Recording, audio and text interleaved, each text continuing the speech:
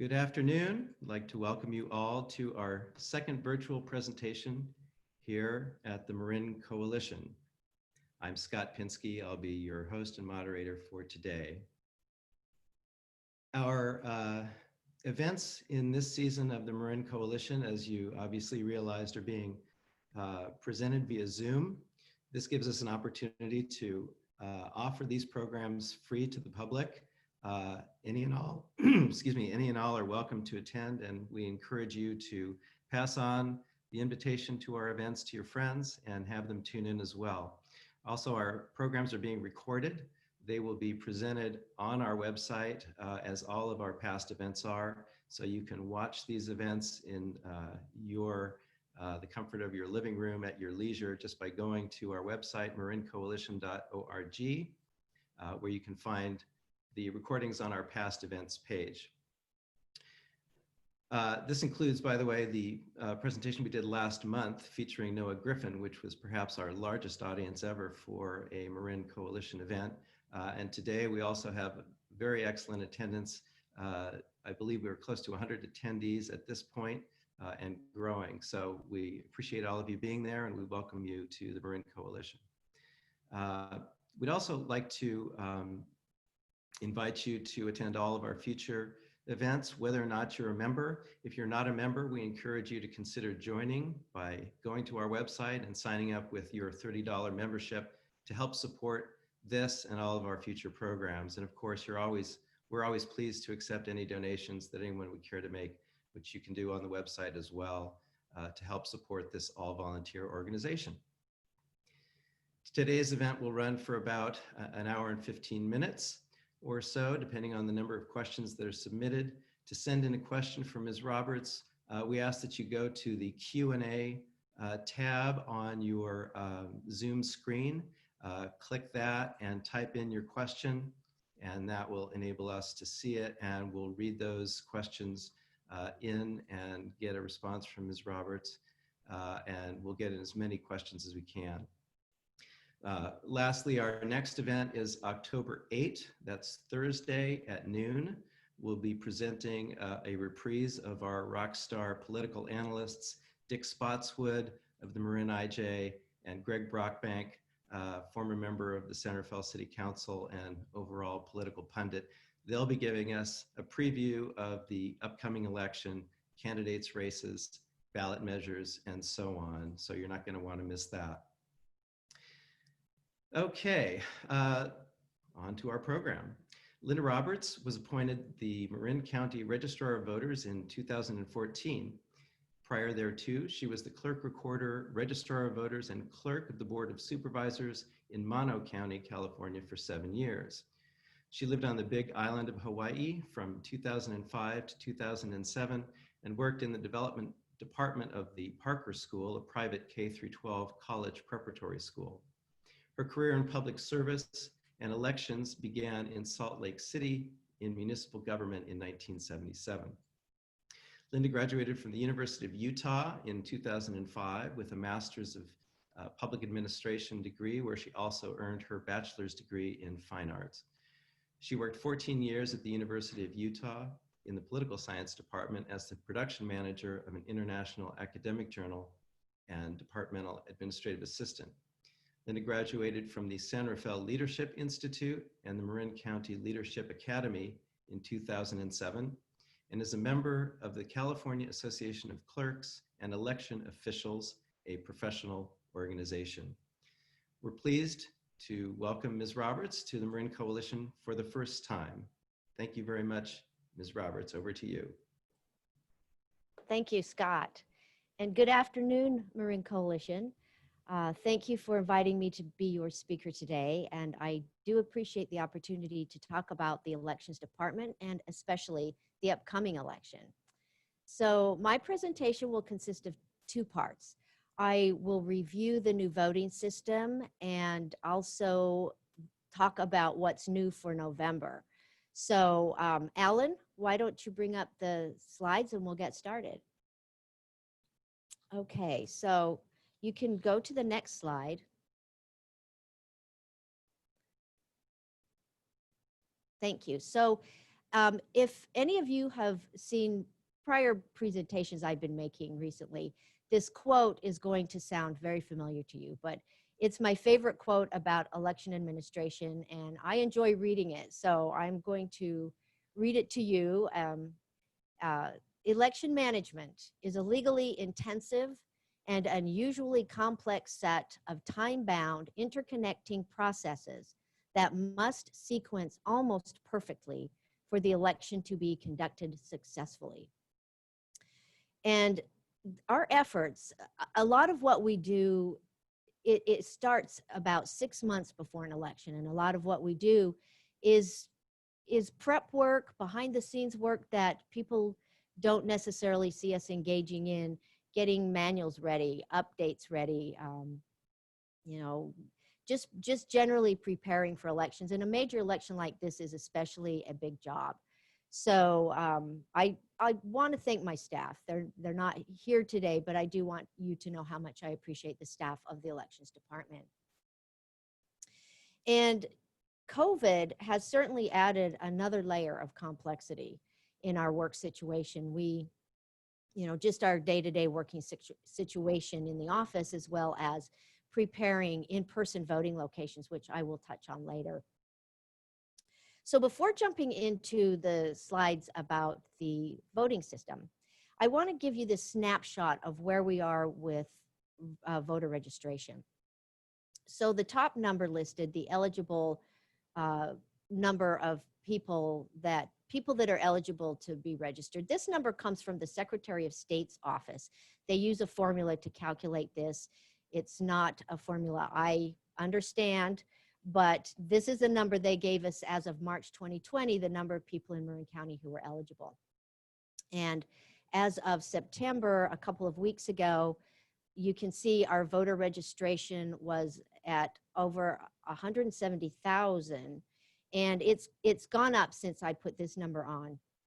That's approximately 94% of the eligible group that's that we already have registered. So I anticipate this is going to be a very high turnout election, as I'm sure all of you are already aware of. And our permanent vote by mail as of September is a little over 142,000. So that's nearly 84% of our registered voters. So this is a key component, which I'll touch on when we talk about what's new for November. So the high number of registered voters, when I started, the high was around 156,000 registered voters. That seemed to be the high point in any given election, any major election like a presidential election. So you can see how over the years the engagement has really increased. And right around 2016, I started to see the numbers hover around 160,000, 165,000. So more people are registering, and so we have record-breaking numbers of registration over the last few years. So, okay, Alan, we can go to the next slide.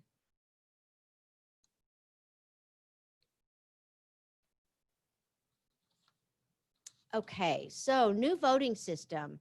Why did we get a new voting system? Well, as you can imagine, the voting system is the nuts and bolts behind the operation. That's what gets us up and running for any election. So our voting system was 20 years old, and we started the process of replacing it in 2018. We developed a request for proposals. We received bids, and a voting system has to be certified by the Secretary of State's office. So they go through a rigorous certification process. And so we have just a limited number of options that we can choose from. But we went through the request for proposals, the vendor's bid. We had a review team of 14 people from various points of view, our elections department, our CAO's office, our IST department, and then members of our election advisory committee. So we all reviewed these bids independently of each other. We ranked them, and then our purchasing department reviewed the rankings, and then the winning bid came to to the top, and that was the Dominion voting system. So that's what the board approved for purchase in June of 2019. And we've used this, we implemented the system for the last November local election. November 2019 was our first election with the system, and March, obviously a big election, and now November will be our third election. So we've had the system in place, and it works wonderfully. The tallying is much faster, and we're very pleased with the system and anticipate smooth operations all the way through the November election. So next slide, Ellen. So what exactly is a new voting system? Well, what we purchased was new servers, workstations, scanners to tally the ballots, you know, everything we need, obviously, to run the election. The software components, basically, they create the ballots. Well, we create the ballots, but that's how we do it. They tally the ballots, and then we generate the results reports. So as far as the hardware, everything now is done in the elections department. We do not have scanners at polling places. We didn't replace those with the new system. If any of you voted at the polls recently, you would have noticed that.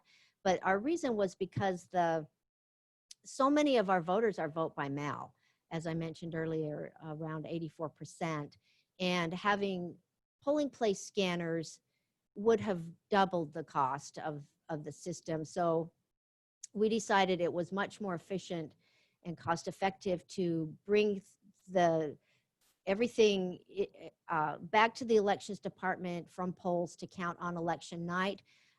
Over half the California counties do that. It's called central counting. So at the end of an election night, when the polls close, all of the ballots are gathered, the poll workers account for them, and they come back to us, and we then run them through the scanners here. And it worked very well. We had, it just went smoothly from when the poll workers dropped off the materials at curbside, and then through the counting process. And so we're very pleased with how that's working. I do want to point out on this slide that none of these components are connected to the internet. That's a question that people feel concerned about because of security, but these components are not connected to the internet. They're freestanding, and so that question about can people hack into the system, no, because they're not connected.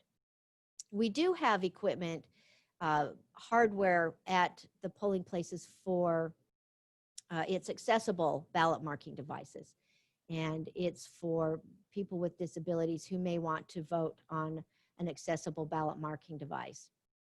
So we still have that hardware at the polling places. Okay, Alan, next slide. So talking about security, we are really glad to be able to have our Information Services and Technology Department be our partner in security.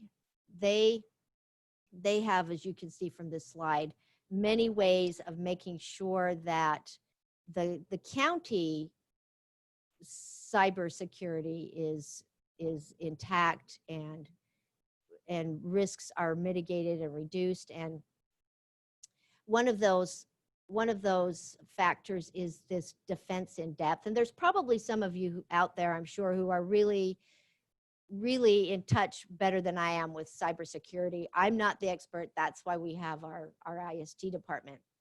So I can only talk about this from a really very high level. But the defense in depth, it is a multi-layered approach where a person accessing information, there's a series of, I guess, kind of gatekeeping types of protocols that a person would have to go through to access data. There are organizations that the IST department is part of. I've listed one here that gives guidelines and best practices about cybersecurity and managing risk. They also have a security team in the department that constantly reviews traffic through the system and watch for suspicious things happening. And then specific to the elections department, 2 or 3 years ago, we received a grant for a security upgrade. So we were able to purchase, upgrade the firewall and just make the specific things about elections, which would be the voter registration database, make that more secure with added level of software specific to our department. Our new voting system has, obviously the most recent, I don't know how often operation systems change, but Windows 10 at the time was the most updated available. And then there are security assessments that are available through the Department of Homeland Security. We've been trying to set that up. They had a lot of demand. We were hoping to have one in December. They've had a lot of demand. So we still want to go through that assessment at some point.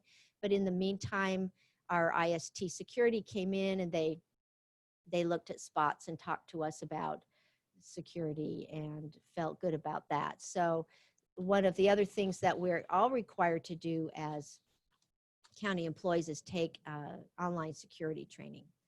So I want to point out at the bottom of this slide that there is more information on the Secretary of State's website about election cybersecurity if you are interested in learning more at the state level.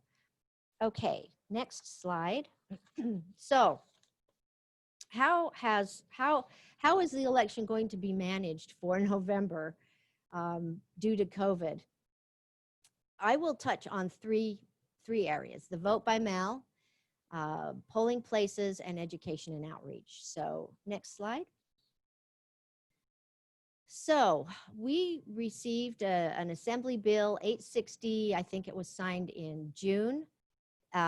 One of the big parts of that was that all active registered voters will receive a ballot in the mail. And you may have been hearing about this. I think it's been in the news. So I think it's on everybody's mind. So I want to talk a little bit about vote by mail. People who currently vote by mail, who are used to voting by mail, won't see a difference. The procedures are going to be the same as they always have. The nice thing about California is because we've been doing vote by mail for a long time, we're all able to manage vote by mail. So that's good news. In Marin County specifically, we're high vote by mail anyway. So we have the capacity to process the ballots and we have the procedures in place. So it won't be a new thing for us to have to learn to do. So I would ask for a show of hands, but I know I can't see that. But some of you out there may not vote by mail. You may be a polling place voter. So this is a review. I want to give you some keys for voting by mail, which will just be a good reminder for those who do, and hopefully gives those who typically vote at their polling place some insight for when you get your ballot in the mail, you won't be surprised. So the ballot packets should be mailed, well, they will be mailed starting October 5th.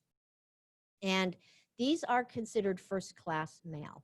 That's another thing that's in the news is the post office and concerns about mail delay, and I plan to touch on that a little bit later, but ballots are first-class mail. So they should arrive starting 5 to 7 days after October 5th, midweek of the following week, they should be there. The ballot packet includes a postage-paid return envelope. Something some of you may have received recently, I did, is a postcard from the post office talking generally about the upcoming election, and there will be more vote by mail. I was going to touch on that in a little bit more detail later on as well, because there's a couple things they included on it that don't really apply to California. So I'll touch on that later. A really important thing for people to remember to do is to sign the return envelope. If it's not signed or your signature doesn't quite match, we will send you a letter. So there's no concern that we won't count your ballot, as long as if you get the letter, that you respond to the letter so that we can process your ballot. But if you sign it, it just makes it smoother on our end so that we can process ballots faster, rather than having to send a lot of letters and then wait for a response. And so the first part of the process is the signature. When it comes back, it's compared with your voter registration form. And I have a slide that I'll take you through in a little more detail.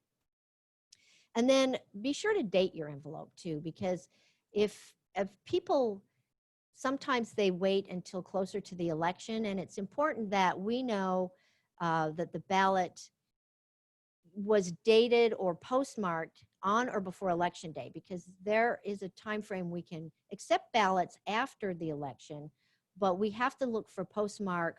If the postmark's not there, then we look for the date. So we really need to have you date your envelope. The ballot must be postmarked on or before election day. If it's postmarked after election day, we can't count it. And we do have these, we're going to be getting these scanners from the Secretary of State's office that will allow us to scan information on the ballot that the post office prints on the return envelope, showing if the postmark's not there or illegible. We'll be able to scan and read. It's a post office scanner, so we can verify a postmark. It's still helpful on your part, however, to add the date. We're suggesting that you mail the ballot back 7 days before the election if possible. That just gives us time to process more ballots before election night. It gets people's votes into the election night results so that we have more results to report on election night. And it means that we have fewer ballots to process after the election, because processing of these vote by mail ballots, it takes time because of signature checking, and I will cover that in just a few minutes.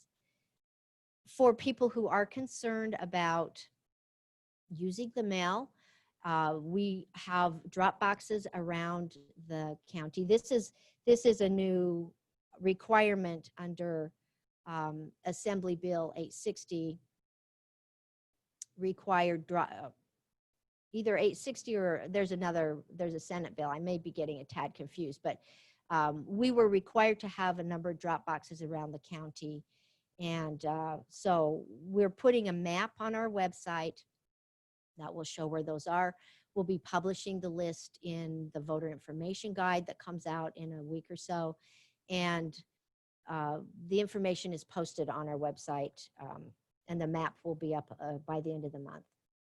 So something that is also new as a result of Assembly Bill 860 is that we can receive ballots that are timely postmarked up to 17 days after the election. The current law allows for 3 days after the election, which means in a typical year, we could receive ballots that are timely postmarked by the Friday. If we got them in the mail the Friday after the election, we could process them. And this is only for ballots that come through the mail. Drop boxes close at 8 p.m. on election night. In-person drop-off ends when the polls close. So this is ballots that come through the mail or a bona fide delivery service. They still have to be postmarked on or before election day through a delivery service.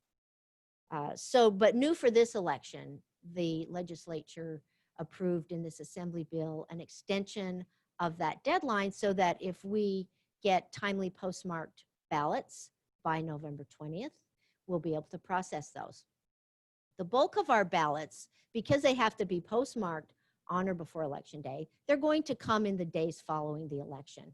We typically see after the Monday following the election, the mail tapers off. So we wouldn't expect to have a big volume of ballots coming in much after the Monday or Tuesday following the election, because they may come in, but they may not be timely postmarked. So our processing would be limited to those that are postmarked on time.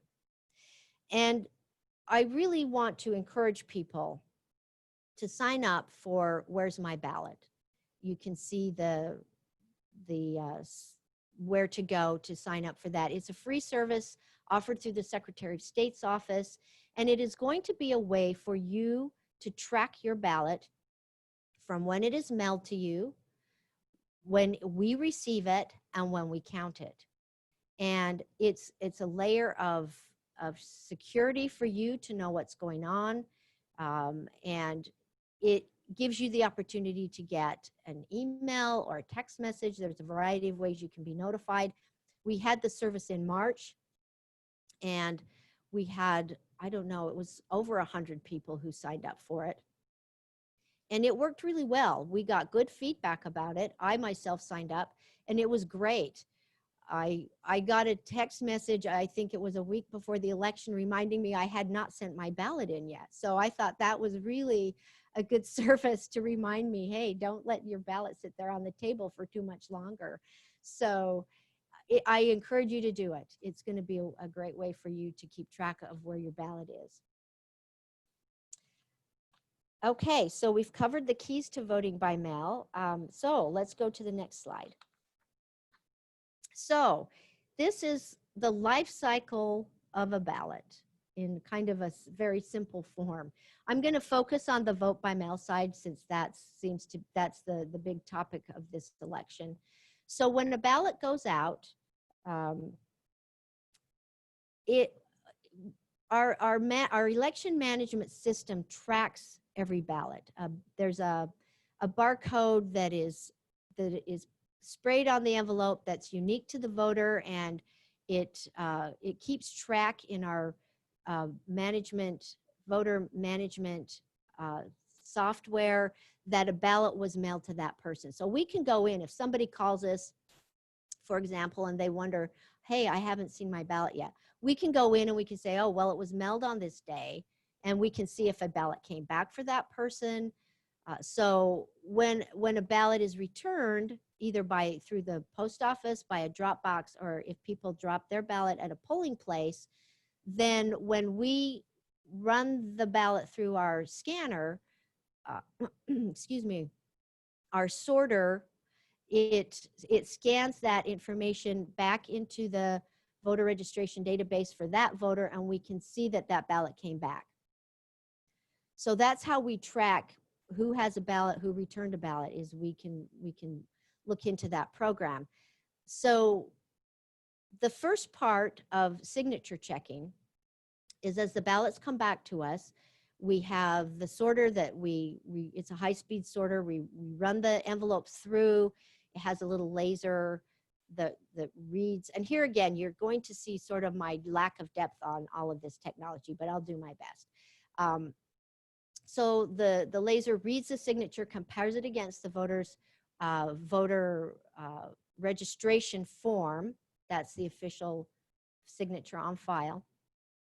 And it compares some different points makes different points of comparison on the signature. If it doesn't compare close enough, then it kicks those ballots out, and then we go through a manual process of verifying the signature on a ballot envelope. We have a first tier team that compares. The human eye can be a little more discerning than this automation, and so we can see where the nuance of a signature, and we can make a determination. If that team is trained to make sure it's as close comparison. If they're not comfortable with that, then it kicks it up to a higher level, and we have supplemental records. A lot of times people have sent things back to us. We've needed some confirmation of some sort. They've signed the card, they've sent it back to us, and we can scan that into their record, and then we have more points of checking. And so, for example, I mentioned earlier a letter that we send to voters if they don't sign their envelope, or if their signature doesn't compare as close as we need it to be, or it's just a total mismatch. Then we send the letter. When they send that letter back to us, then we can scan that record into their file, and we have documents that we can then in the future compare against. But the voter registration record's always the first comparison. So I think we'll go to the next slide now. Okay, so this slide is really more about the visual on the right-hand side, just showing you the trays and trays and trays of vote by mail envelopes that we get typically around election day. And it's for a number of reasons. Sometimes voters, you know, they need to take time to make up their mind. It's totally understandable. Or people want to drop their ballot at a polling place. So this is just an example of the amount of mail that we may have to process after an election. And this would just be part of it. In March of 2020, that election, about 50% of the ballots came in the few days around election, or in that period of time after the election that we can accept and process ballots. And so you can see with the volume and the procedure I just described of the signature verification, you know, checking them all through the sorter and then going through the layers of signature verifying, having to send out letters, it takes time. And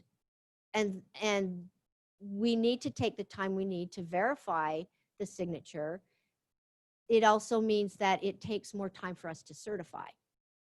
So that's why for this election, with anticipating a really record-breaking high volume, people who can get their ballot in earlier that we can process more up front means we can just have less to process on the back end. And hopefully that picture can give you a somewhat of an appreciation of our workload sometimes after an election.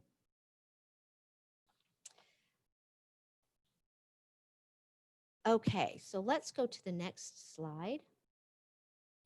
And we'll talk now about the in-person voting and how that has changed for November. And that change came about from Senate Bill 423, which offered a variety of options for counties to administer in-person voting.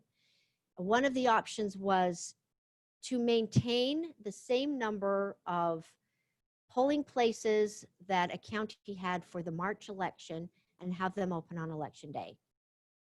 For us, that would have been 89 polling places and over 700 poll workers.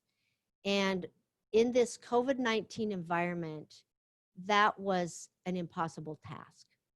And so one of the reasons being is that many of our locations, traditional voting locations, are in assisted living facilities. And we all know how careful facilities are being by having people not come in. So that option would not have worked for us. And so we went with the other option of having fewer locations, but having them open for 3 extra days. So for this election, we'll have 29 locations. Our minimum number was 17. We wanted to have more than the minimum because it just, you know, it helps give us more locations around the county, plus hopefully reduce some traffic and not, you know, funneling more people into fewer locations than we already are going to have. So we'll have 29 locations. They'll be open starting Saturday, October 31st. They'll be open Sunday and Monday before the election. And the hours will be 8 hours. Those locations and hours are posted on our website. If you want to check that out, you can go to www.marinvotes.org, and you'll see on the main page there, red, white, and blue box, and in the red part it talks about the November election. So, or it's the middle box, the white box, that talks about polling places and drop box locations. And so then on election day, the places will be open the usual time of 7 a.m. to 8 p.m. We will have health and safety measures at the in-person voting, which means masks will be required, social distancing will be required, and number of voters allowed in the polling place at any one time will be minimal. We'll have to just limit the number of people who can be inside at one time. So just keep that in mind. We are encouraging people who need to or want to vote at their polling place, take advantage of the early days. Our department also is open. We're open starting October 5th to issue vote by mail ballots. So people can also come in here if they need to, quote unquote, vote early and get a vote by mail ballot, or replace their ballot if they lost it or damaged it. So those are the options for the in-person voting. And we will have PPE kits for the poll workers. So they'll have supplies they need: sanitizing, masks, gloves, disinfectant, everything we could think of to keep things safe. We were very fortunate in that the Secretary of State's office was able to procure all of these PPE supplies. So we'll have kits packed for the poll workers, and we just want everybody to stay safe and feel comfortable that we're doing the best we can to make sure this voting is going to be smooth and safe at the polling places. So let's go to the, oh wait, before we go to the next slide. Yeah, it was SB 423 that also required drop boxes. And so our minimum number is 12. We have a few more than that that will be available starting on October 6th. They'll be available out, exterior boxes available 24 hours a day. And as is always the case, voters will be able to drop their ballot at a polling place, any polling place. Voters will be assigned, if they want to vote at a polling place, they'll be assigned to a specific polling place, but people who just want to drop their ballot at a polling place can drop it anywhere at any of the polling places. And so there again, those drop-offs would be available the same time frame as the in-person voting starts. So not only will there be this network of different drop boxes available starting early October, but also then closer to the election will be the polling places. So there will be a lot of drop-off opportunities for people who maybe don't want to put it in the mail. Okay, so now we can go to the next slide. So one of the things, another component of SB 423 was an education and outreach component. So I had a team, a couple of people in my office dedicated since I think June or July, when we started to get these new laws and we knew what we needed to do, how we were going to administer this election. They spent full time creating an outreach toolkit, communicating a variety of community partners to help us focus in areas and constituencies all throughout the county to get the messages out about registering and changes for the election, you know, especially the fact that it's going to, everybody will get a ballot in the mail, and then the polling place changes. So they created this toolkit. This is just a partial list of our outreach partners. I want to thank each and every one of them for stepping up to help do this. And so that kit went to the partners, I think a couple of weeks ago. There's been, my team has been having virtual meetings to organize this. And so I think they've done a thorough job. And in addition to our partners then forwarding information out to their constituencies, we will have also starting in October, bus advertising, backup bus advertising. So there will be messages that people can just see as they're driving up and down throughout the county. And we have banners that locations have, those that can will hang banners. I can give you an example. Whistlestop recently put up 2 banners just talking about the November election.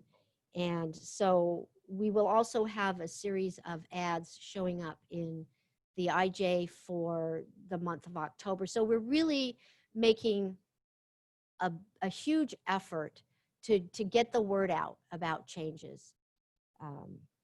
So let me touch on the post office. Like I mentioned earlier, I know there's been a lot in the news, a lot of concern, and so I want to let you know that the Secretary of State's office, we have weekly meetings. I participate in weekly meetings, so we talk about this. And the Secretary of State's office is monitoring what's going on. The Secretary has been visiting different regional centers to see what's going on with mail processing. So there are a lot of eyes on this issue. And I can tell you locally, we haven't seen any problem or slowdown in the mail. And we have a very good relationship with our regional post office representatives in San Francisco. We have a meeting before every election to talk about the upcoming election. We met with them in August virtually. And so if we saw concern, we could go to them and find out what's going on. But so far, we have seen no concerns with how our mail here is being processed. So the postcard that you may have received from the post office, probably addressed to postal customer, I think it has been hitting people's mailboxes this week, talks about if you plan to vote by mail, plan ahead. And so a couple of things, this was a national effort, so I think it tried to be kind of a one-size-fits-all. So one of the boxes talks about requesting a mail-in ballot at least 15 days before the election. In our case in California, voters do not have to do that because, as I said earlier, all active registered voters will be mailed automatically a ballot in the mail. So that you don't need to request it. So that doesn't apply to us. And then the other thing it talked about was adding postage to the return envelope if needed. So if needed is a good caveat, but just to reiterate, we pay the postage on the return envelope. So there again, you don't need to be worried about postage or finding the stamps you need or wondering if you've put enough postage on there. So the slide you see now is there's a few resources that you can go to get more information. Once again, I really want to stress signing up for Where's My Ballot, so you can track that ballot. And then if you do have questions about cybersecurity, there's the Secretary of State's website again with that link. And then just in general, there's a lot of information on the Secretary of State's website. If you have time to do some research, it's extensive and probably could answer a lot of questions you may have. So in closing, before we move on to questions and answers, I just want to remind everybody, and this is going to obviously be obvious, but this is a unique election under these pandemic circumstances. And so it's not business as usual in terms of, showing up to your polling place and everybody kind of feeling that communal spirit. I'm sure that will still be there, but we're just going to have the safety measures in place, as I mentioned earlier, which could lead to lines. We hope people will use their vote by mail ballot so that it minimizes lines and the impact that it will have at the polls if a lot of people show up. And so we're asking our voters to be our partners.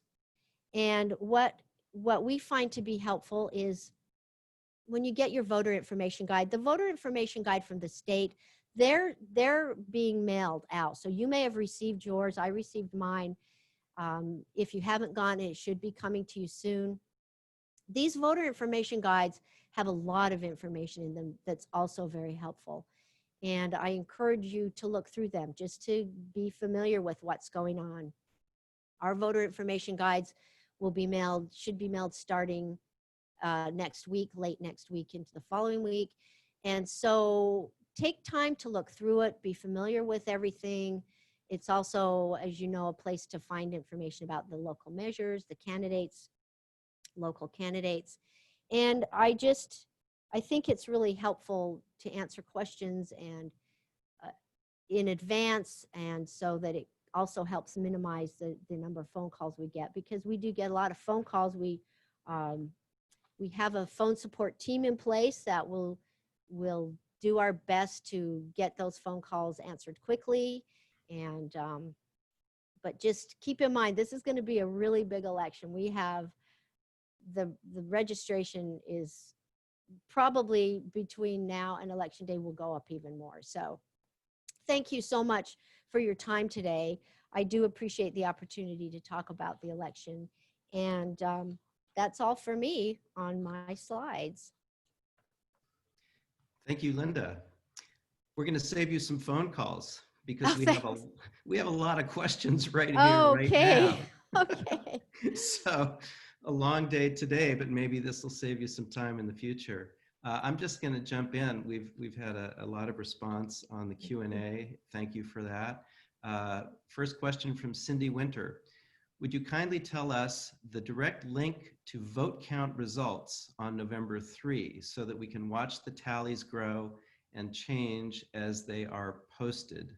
Not sure if you've covered that yet or not. I don't think I did. So on our webpage, which again is marinvotes.org, we have, as I mentioned, if you haven't been on the site, there's a box, red, white, and blue, and it has information in there. There's also off to the right side where we put links to things. And we have a link to our results on the main page there. So that would be the quickest and easiest way to track, is to just use the link on the main page. And we do have, we are using a new results software, which should be very interesting for voters. It's going to show, there's going to be some graphical information. So I think you'll find it to be very interesting. But that's the easiest way, is just use that link. And then I would imagine as we update things, you refresh it and it will refresh. And so typically what we do with results is, because we will be counting the vote by mail ballots before the election day. Obviously, we do not release any information until election night, but whatever we've counted up through election day will be the first results on election night. And that will be right around 8 o'clock, a little bit after, maybe 8:05. So you can go and see those first results. And then as things start to come in the night, we'll update. We try to update about every hour. It just depends on when things come back to us from the polling places. And then of course, in the days following the election, as we process more vote by mail ballots, then we update. We've been updating in the last few elections every couple of days. So that's how we plan to post the results. Okay, we have a question from Stuart McCrae. Hi, Lynda. I'd like to know, some of these, by the way, you might have covered already because the questions have been coming in. So forgive me if some of these are repetitions, but I don't want to leave any of the questions out. Stuart asks, I'd like to know when to expect the mail-in ballot to be sent. I think you talked about that. And when can I drop it at the election office? Also, where are the polling stations? Okay, so the ballots will be in the mail on October 5th. And as I mentioned earlier, they are first class mail. So I would imagine that you should see that ballot by the mid following week, around the 13th or 14th or 15th, somewhere in there. And so as we will be open starting October 5th, as I mentioned, for people if they need to come into the office. We'll have our drop box available. The drop boxes around the county will be available starting October 6th. So, you know, if a person is ready to vote and gets that ballot voted and wants to turn it in person on the 6th or the 7th, and you want to come here, we're ready to take that ballot. And those locations are posted on our website. There's a link. It's pretty big. You can't miss it. in the red, white, blue box that says polling places and drop box locations. So I would suggest you click there to get that information. We have a question here. I'll just preface it by saying I'm not sure this is in your wheelhouse. This might be something that should be referred to the Secretary of State's office, but I'll let you make that determination. This is from Bernard Cookson, who asks, it's rather lengthy, this is on Proposition 22 and AB 5. I see that there are multiple yes advertisements, but I don't see any no counter advertisements for Proposition 22.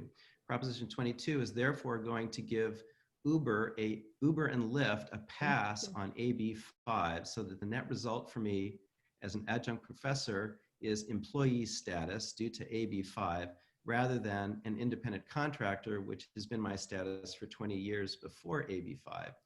This is a problem with the legislative results that ends up on the ballot that ends up in misdirected laws. Proposition 22 is flawed and it should not have been allowed. Yes or no on AB 5 would have made more sense. Do you have any comments on how a specific private company, such as Uber or Lyft, how a proposition from one of those entities gets on the ballot? I will speak generally about how things get on the ballot. I think watch for your voter information guide from the state, because that, as Scott mentioned, that all of that is done at the state level. All of the ballot labeling, all of that, all of these state propositions are done at the state level. But generally, if somebody, a group, wants something on a ballot, they have to collect signatures to do that. And so there's a petition process, and signature gatherers will go out into the communities and collect people's signatures. And then any signatures that are collected for a specific county, we verify those and we send reports to the state. And then the ballot question, the label is written by at the state level. And so that really is not something I get involved in, but you may find information in your California state voter information guide, or, contact the Secretary of State's office too. So there is contact information listed on their website. Okay, here we have a specific question from Karen Sibbett, and Karen's a friend of mine. I know she votes in Davis, so I don't know that the questions are something that you would necessarily know, but maybe you do. I'll just read them through here. First question, will there be a way to trace our mail-in drop-off ballots to be sure that they are received? For example, the way that you can track your purchases on websites or your tax refund through the IRS. I heard that on PBS NewsHour, I heard that this is possible in some states, and I'm wondering if that's true for California. Why don't I just leave you with that, and then I'll get to the second questions in a second. Okay, so yes, that's where the Where's My Ballot tracking comes in. And so every county, and it was, there again, this was a requirement for this election in, I think it was the AB 860 required this tracking, so all counties needed to be part of this. So yes, that is where you would track your ballot, is by signing up for Where's My Ballot. Okay, going on from Karen, what is my ballot signature compared to? You alluded to that a moment ago, but I'll let you amplify. Sure. And then she asks, what if I signed my voter registration card with my middle initial, but I signed my ballot without my initial? I don't recall how I signed my registration card because I used to vote in person. Would this make a difference, or could it invalidate my ballot? Thank you for that question. That is really a common question. And people do believe that they have to sign it exactly like their registration. But what we look for is that your signature compares. So, that the letters are, the letters are the way you signed your last name. The letters are, it looks very comparable, or your first initial compares to if you spelled out your whole first name. And so if a person just signs their first initial and last name and it matches, that's fine. If you sign, if you had your middle name on your voter registration, but you don't sign your envelope with the middle name, that's fine. Because we're looking to see that it compares to what we have, not that it's an exact match. Okay, we have a question now from Gretchen Levitt. Similar specific details here. I was sent a card a few weeks ago from the Marin County Registrar of Voters asking me to update my current signature. I did this, eliminating my middle name, and returned the form. A few days ago, I received the official voter information guide, which says on page 3 that, quote, the signature on your ballot matches the one on your California driver's license or state ID, or the one that you provided when registering. Your county elections office will compare them to protect your vote, end quote. My driver's license contains my middle name, and I'm not sure whether my registration matches it. Is there any way I can resolve the situation so my signature can match what is required and my vote be counted? It might be the same answer, but you let us know. Yeah, I think it's pretty similar. We've been getting a lot of the cards back, and we've been checking, and I can tell you, people are signing the way their voter registration looks. It's phenomenal. And so we're not seeing problems. And I do want to go back and say that, obviously the voter registration is the first point of checking. But if a person wants to see what their signature looks like for themselves, they can contact us and ask for, we can send them a document that shows how they signed it, or they're more than welcome to come in and we'll show how they actually signed it. But as I mentioned, don't worry about middle name. Don't worry about if you spelled out your whole first name on your voter registration and you just put your initial on your envelope, because it's the overall comparison. It's not an exact match. I think it gets confusing because some states have exact match. And I think that's where people tend to get confused, is what maybe you're hearing that other states do. But so don't be concerned about if you had your full name here or there. But if you want to take a look, we're more than happy to show you what your signature looks like. Okay, Pam Meggs asks, it's a couple of questions, but they're all short. What happens to the ballots that are put into the drop boxes? When are the boxes available? When are the ballots picked up? And do you do any counting before November 3? And I can repeat any of these if you get lost. Okay, thank you, because I might. So I think I'll answer the last one first. So yes, as we get ballots in the office, we will process those. And that actually is a good question. It brings another point that's new for this election, which is the new law will allow us to take the ballots out of the envelopes and start tallying them earlier than we normally would. So we can get started a little bit earlier and get ahead of the big wave of ballots. So as far as collecting from the drop boxes, we're putting together a schedule. At a minimum, starting out, I think it's about 10 days. Let me back up. So before the election, up to 10 days before the election, there's a requirement that we pick up every 72 hours. Then as it gets closer to the election, it's going to be every 48 hours. So we're putting together a schedule. We want to pick up as often as possible because we just want to get those ballots in the department and processed. So we're still working out the fine details of the pickup schedule. And Scott, I may have missed a question in there. So if I did, let me know.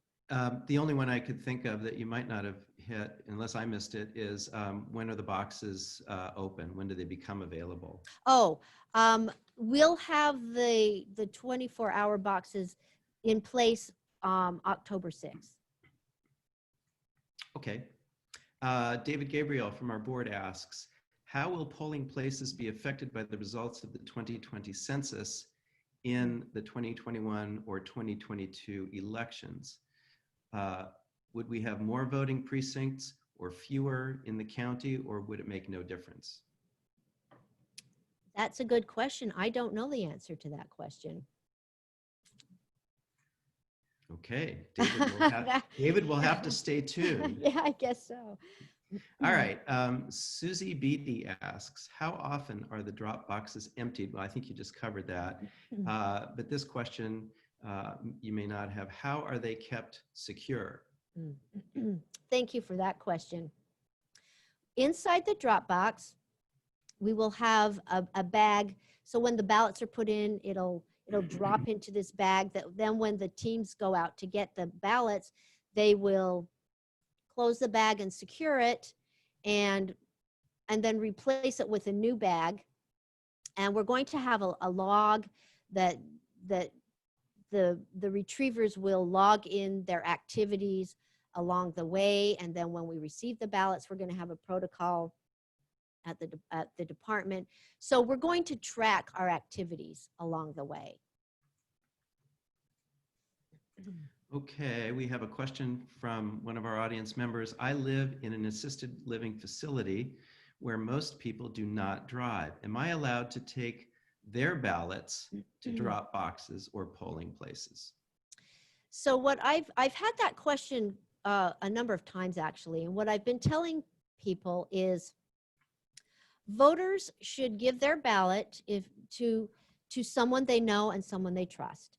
And there is on the flap of the return envelope, there's a place where the voter needs to fill out who's taking their ballot, and the voter needs to sign it.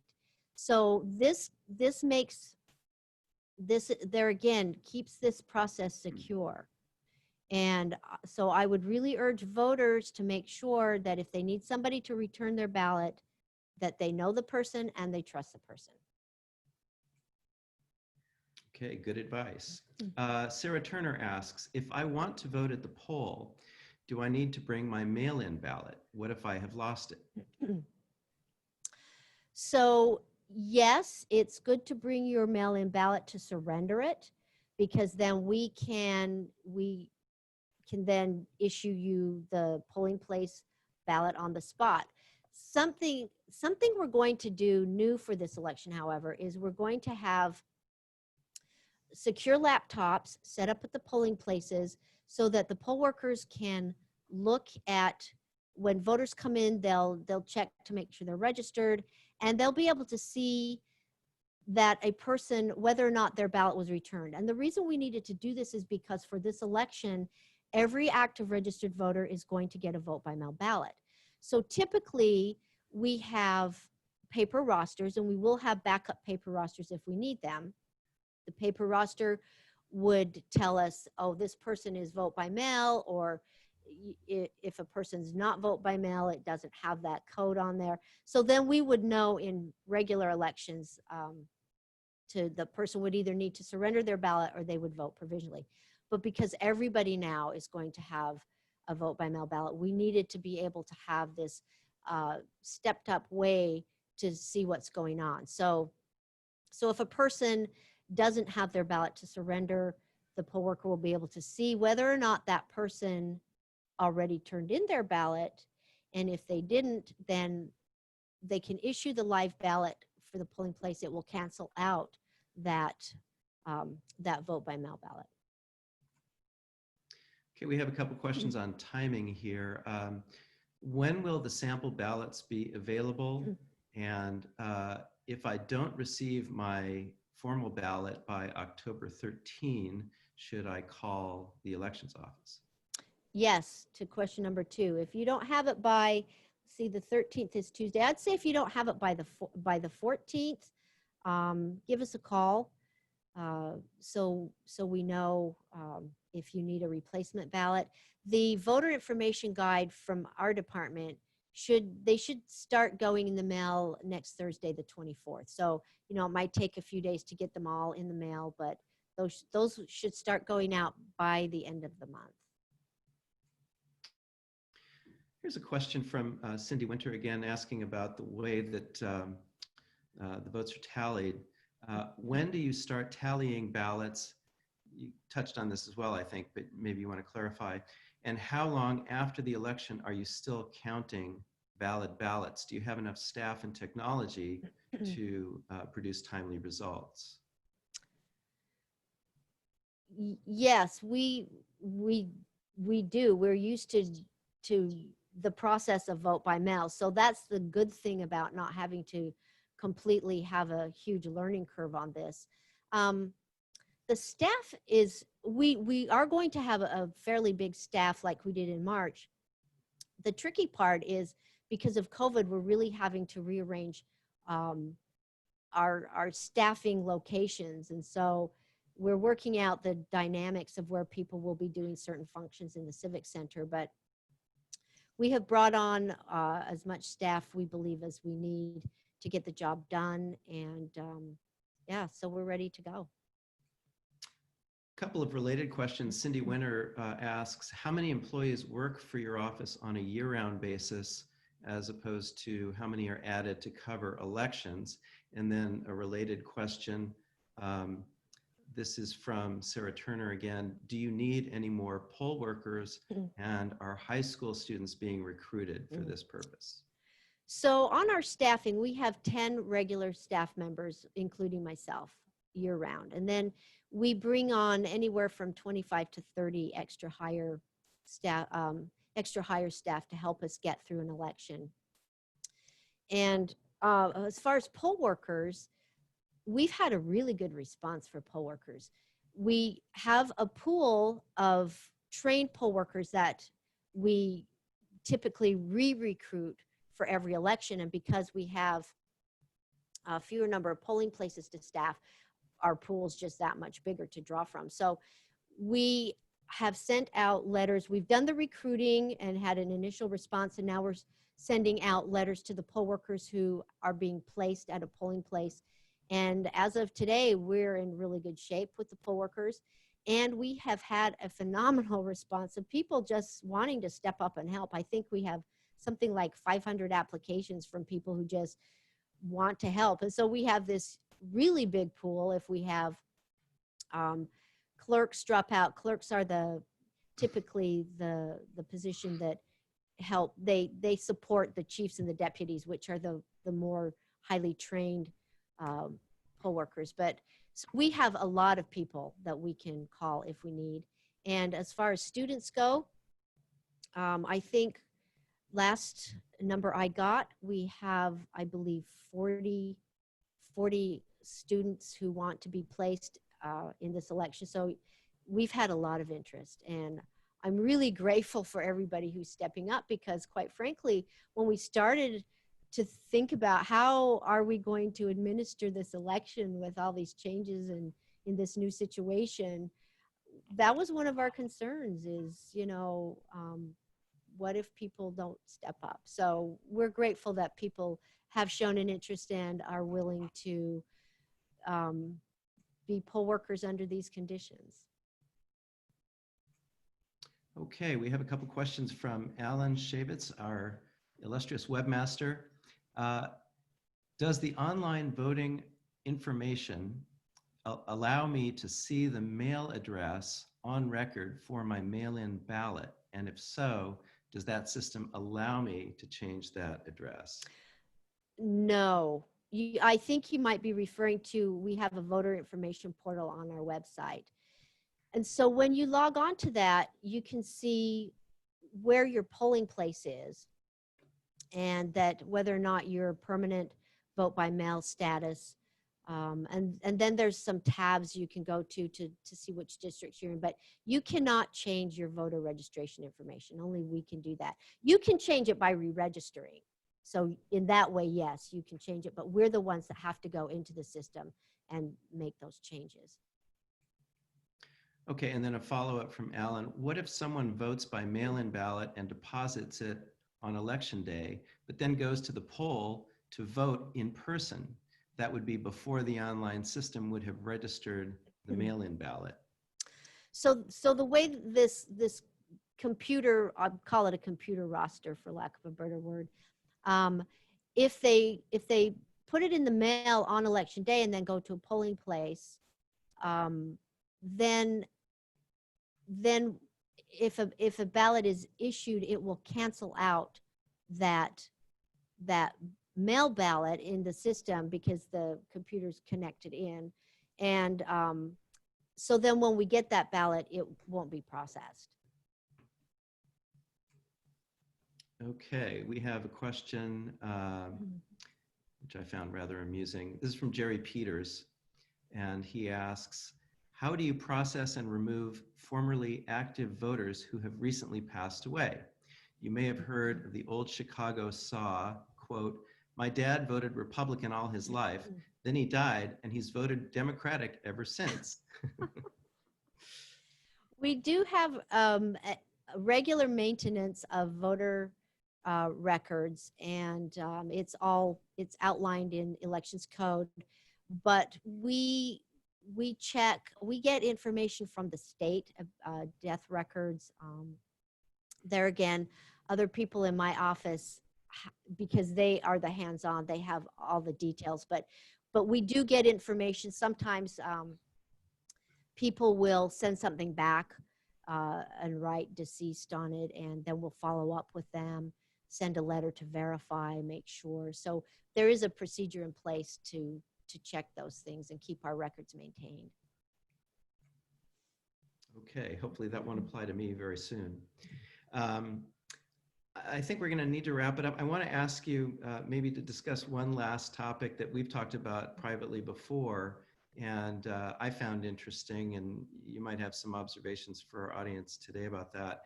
And that is the question of how the returns are publicized on election night. We're all used to the phenomenon of sitting in our living rooms at 8 o'clock watching the returns trickle in. With a vote by mail situation nationally, that could create a very different scenario this year, where we have very slow returns coming in. And so the initial returns might favor a certain candidate because they're walk-in votes, whereas the mail-in votes might favor a different candidate, but those returns won't be known or reported for perhaps several days or even weeks. This was commented on recently on Fareed Zakaria's GPS program, where he made some fairly dire predictions about how those early returns might be used by certain candidates in a somewhat perplexing manner. So I realize obviously you're not in control of the national media. Thank goodness. But it led me to wonder, why do we get these trickles of returns the way that we do?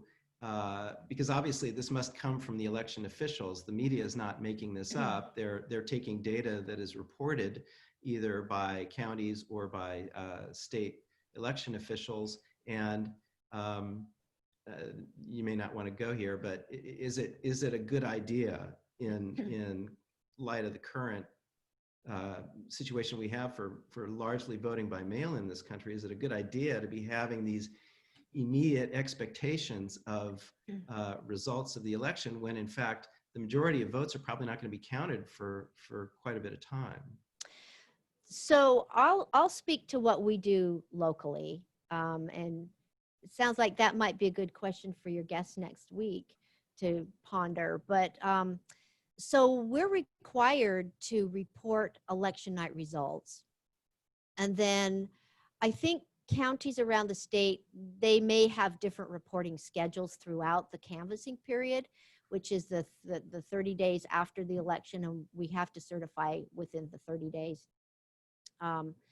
So some counties may report every day, some may report like we've been doing twice a week.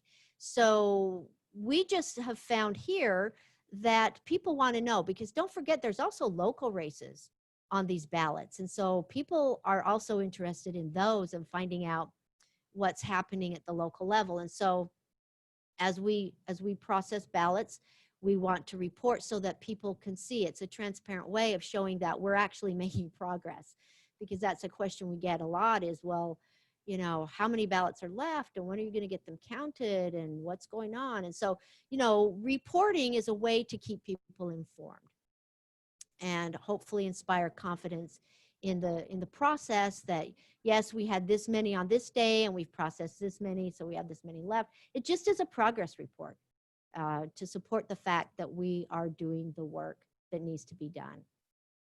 So that's my answer of what we do here. And we just want to make sure voters know that we're counting the votes, and here's some results for you to take a look at.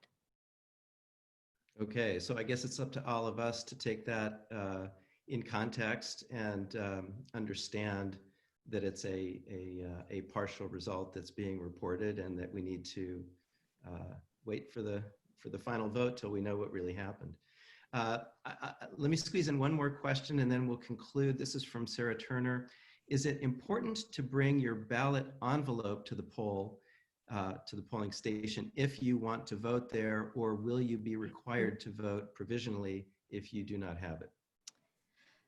So the way I'm interpreting that question is if a voter wants to surrender their vote by mail ballot and vote a polling place ballot. That's how I'm interpreting it. So if I'm wrong, please let me know.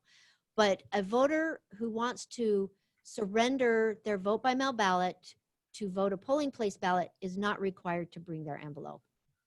If you're talking about wanting to vote your vote by mail ballot and drop it there, then yes, you would need your envelope. In fact, thank you for asking this question, because sometimes that's all a voter wants to do is bring in their ballot and drop at the polls. And if you're going to do that, please make sure you have your envelope, because that is required. And if, you know, if there's any questions, the poll workers are trained to have a person vote provisionally, because nobody's turned away. Obviously, we want people to exercise their right to vote.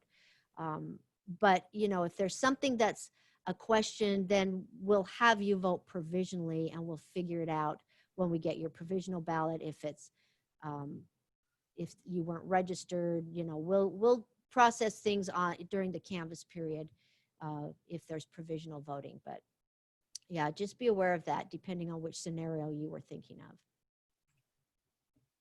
Okay, Lynda, I hope we saved you a few phone calls. Thanks for trying, but we're always happy to help. So please don't hesitate to call us if you need us. All right. Well, this was a great overview of the coming elections.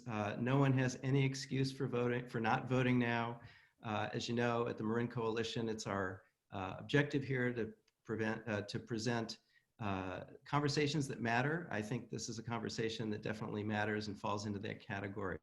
So we'd like to thank Lynda for being a part of this discussion and presenting all of this information that we now can take and share with our friends and help them vote effectively as well.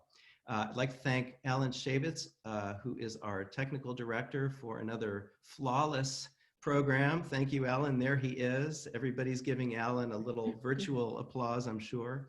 I'd also like to thank Kevin Haggerty, who's our program chair here at the Marin Coalition, for setting up this event. Don't forget our next event, October 8 at noon. Dick Spotswood and Greg Brockbank will give us a preview of the election that we now know how it's going to run. So hopefully you'll join us. Register for that as you've registered here. Let your friends know. And there's no limit to the number of people we can have on these events. So the more the merrier. I'd like to thank all of you for joining us and for supporting Marin Coalition. We wish you a good afternoon.